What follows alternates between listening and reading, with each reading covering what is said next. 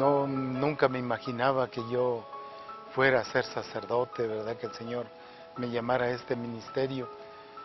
Pero pues es ya cuando uno cuando el Señor lo consagra, uno, uno tira la mirada hacia atrás y realmente esos son momentos que edifican la vocación, que preparan la tierra para la vocación, para ese proceso en que uno va descubriendo y va dando su asentimiento poco a poco a ese llamado de Dios.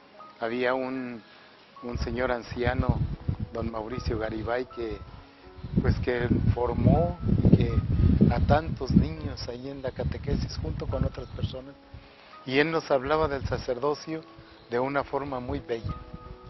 Nos hablaba del ministerio sacerdotal como algo, pues como don de Dios también.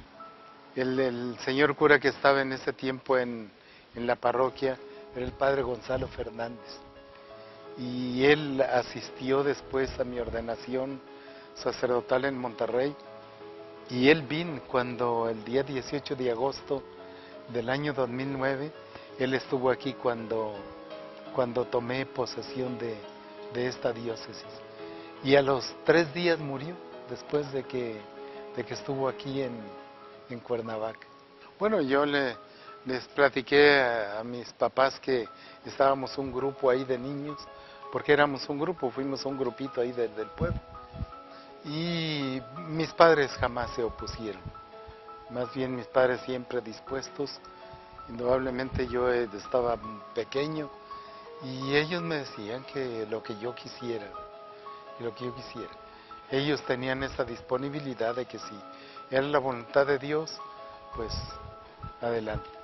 Y pues mi entrada al seminario se dio de una forma muy normal, yo no sé, yo nunca tuve nunca tuve intención de salirme del seminario, nunca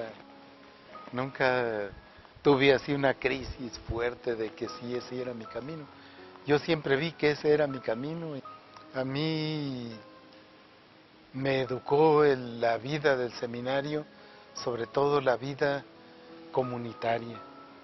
Y a mí me marcó profundamente en el seminario la disciplina. Y dentro de esa disciplina, sobre todo el silencio. Entramos 68 y nos ordenamos de ese grupo 11 y otros 2 que se unieron a ese grupo. Y pues recuerdo los ratos de jugar fútbol, básquetbol, teníamos alberca, y luego sobre todo disfrutábamos mucho las vacaciones de verano, julio y agosto. Estaban muy señaladas. Nos dejaban ir 8 días a la casa. Los primeros, yo creo que 4 o 5 años solamente íbamos 8 días. Ya después lo aumentaron a 15. Y ya no regresábamos a Saltillo. En Saltillo había una casa muy, muy modesta, pero era un telar antiguo ahí. Y ahí pasábamos cada mes y medio de vacación, pero muy agradables, porque teníamos tiempo de leer, había momentos de estudio, se preparaban obras de teatro, íbamos de excursión a la montaña, teníamos una vida muy agradable, y yo creo que eso nos formó antiguamente a los sacerdotes con un sentido de comunidad, no solo de comunitarismo, que son 2 cosas distintas. Nos formó de veras con una amistad profunda. Y yo tengo gratos recuerdos.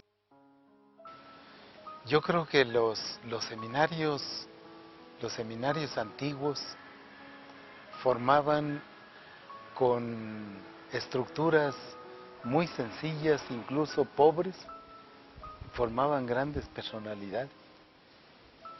Había y se formaba, yo creo que una cuestión, una riqueza muy grande es el humanismo. Y yo creo que eso era una enorme riqueza. No necesariamente se tiene que volver a eso, pero yo creo que en gran parte tenemos que recuperar el humanismo en la vida de la iglesia.